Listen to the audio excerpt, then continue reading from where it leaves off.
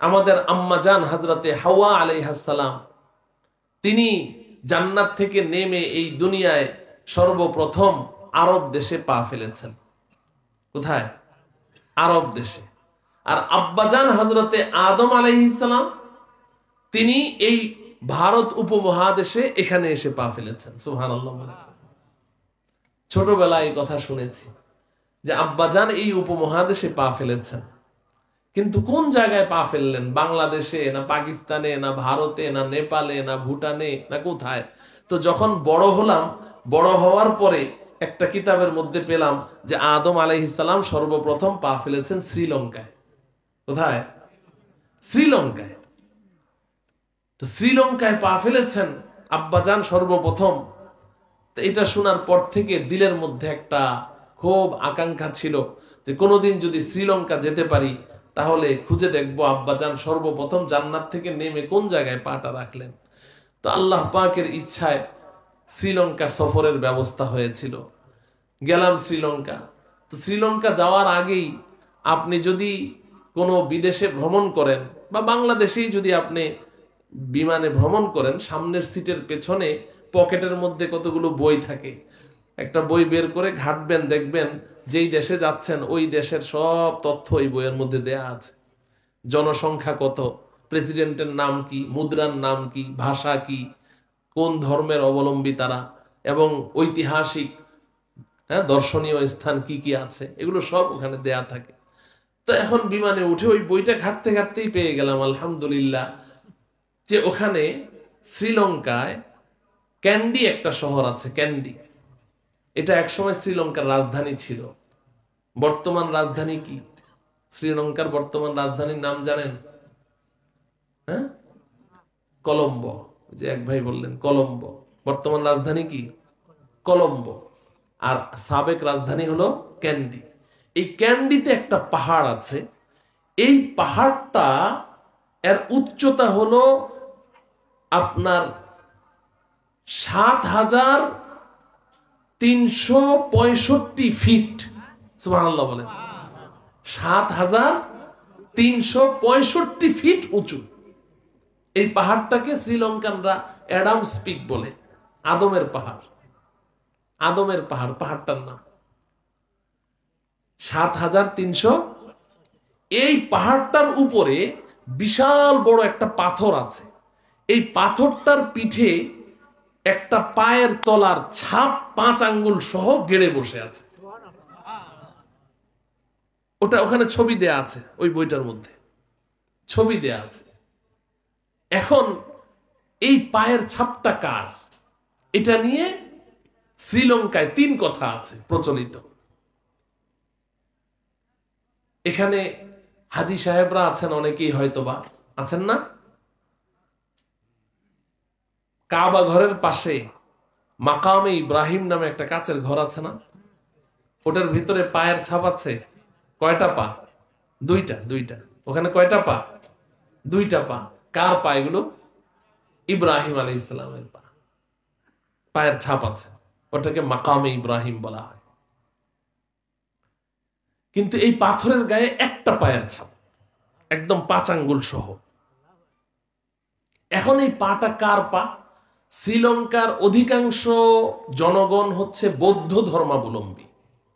তাদের দাবি হলো যে এটা তাদের ধর্মগুরু গৌতম বুদ্ধের পায়ের ছাপ। বৌদ্ধরা বলে এটা গৌতম বুদ্ধের পায়ের ছাপ। আর ওখানে অনেক হিন্দুরা বসবাস করে। হিন্দু ভাইদের দাবি হলো এটা তাদের ধর্মগুরু শ্রীকৃষ্ণের পায়ের ছাপ। আর শ্রীলঙ্কায় শতকরা ৫ জন মুসলমান। ১০০ জনের মধ্যে ৫ জন মুসলমান। তবে আনন্দের বিষয় হলো যে বর্তমান রাজধানী যে কলম্বো, কলম্বোতে শতকরা ৬৫ জন মুসলমান বসবাস করে। কলম্বোতে মুসলিম সংখ্যাগরিষ্ঠ। মুসলমানদের দাবি হলো যে এটা গৌতম বুদ্ধ কিংবা শ্রীকৃষ্ণ নয়, বরং এটা হলো আমাদের আব্বাজান যে জান্নাত থেকে নেমে সোজা প্রথমে পাটা রাখলেন ওই পায়ের ছাপ। তো এখন ৩ কথা, ৩ দলের ৩ কথা, কিন্তু কারো কাছে কোনো প্রমাণ নাই, দলিল প্রমাণ কারো কাছে নাই। তো ওখানে আমার ৫ দিনের সফর ছিল। তা আমি ওই সফরে যাওয়ার পরেই প্রতিদিনই তো প্রোগ্রাম হতো, তো খালি মনে মনে ভাবতাম আর আল্লাহর কাছে সাহায্য চাইতাম যে আল্লাহ এই পাটা আসলে কার পা, কার পায়ের ছাপ, এটার যদি কোনো দলিল প্রমাণ যদি পাইতাম, দিলের মধ্যে যদি এমন কোনো একটা প্রমাণ পেয়ে যেতাম। কারণ কোরআন হাদিসে কোথাও তো এই ধরনের কোনো আলোচনাই নাই যে আদম আলাইহিস সালাম কোথায় নেমেছেন, এটা কোথাও নাই। তো আমাদের কাছেও দলিল নেই, তাদের কাছেও দলিল নেই। তো এই সফরের মধ্যে আলহামদুলিল্লাহ আমার দিলের মধ্যে দুইটা দলিল আল্লাহর তরফ থেকে এসেছে।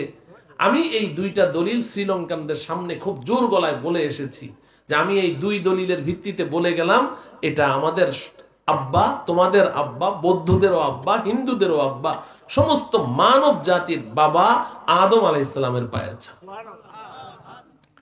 সেই দলিল দুইটা কি?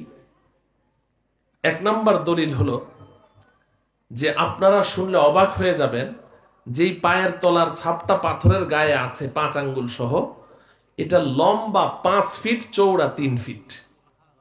সুবহানাল্লাহ বলবেন না? লম্বা কত? 5 ফিট। পায়ের তালু লম্বা কত? 5 ফিট। চৌড়া কত? 3 ফিট।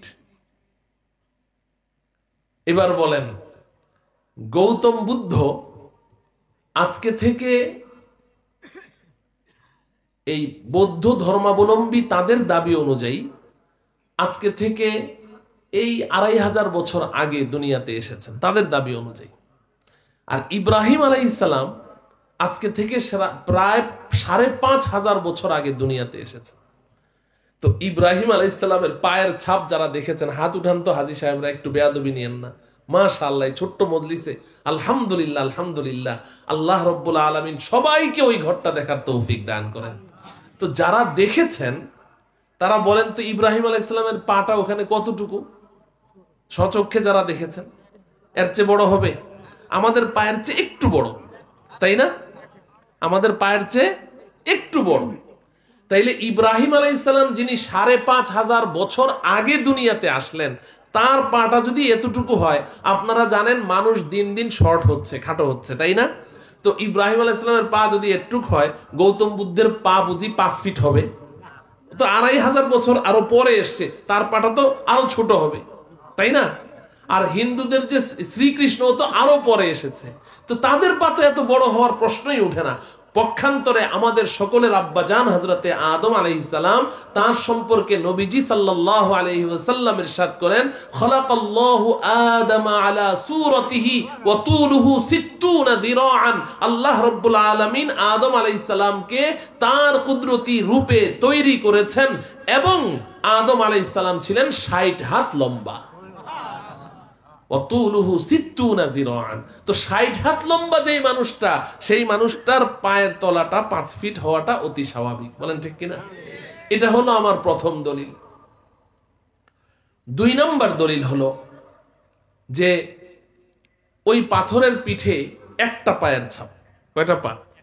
সেই পাটাও আবার ডান পা না, বাম পা। আমি এটা নিয়ে খুব গবেষণা করলাম যে পা একটা, তাও আবার বাম পা, এটার মধ্যে আল্লাহ পাকের কোনো ইশারা আছে কিনা।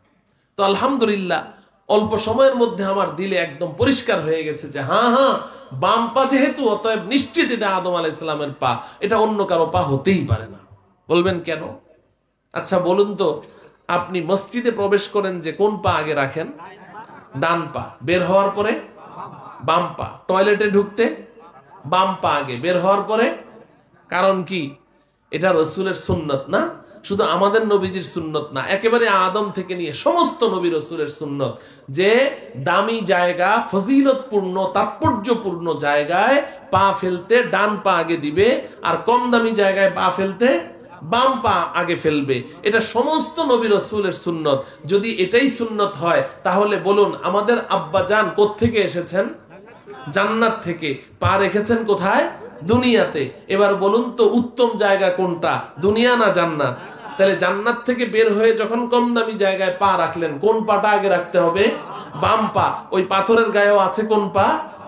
সুবহানাল্লাহ বলেন। তো এখান থেকে আমি খুব দৃঢ়তার সাথে বলেছি যে এটা কার পা? আদম আলাইহিস সালামের পা। হঠাৎ মনে পড়লো, তাই আপনাদেরকে শুনাইলাম। তাইলে আমার